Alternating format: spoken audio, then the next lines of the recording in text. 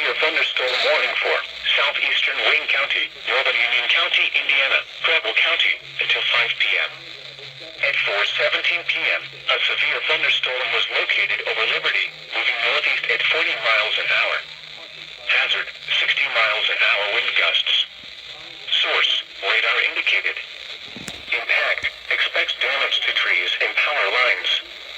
Locations impacted include Richmond, Eaton, Liberty, Camden, Lewisburg, New Paris, West Alexandria, Salem, Abington, El Dorado, West Manchester, Boston, Richmond Municipal Airport, Whitewater State Park, Goodwin's Corner, Oklahoma, west of Florence, Cottage Grove, Wheatfield and Interstate 70 at U.S. Route 127.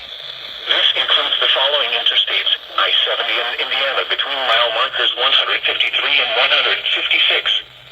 I-70 in Ohio between mile markers 0 and 15.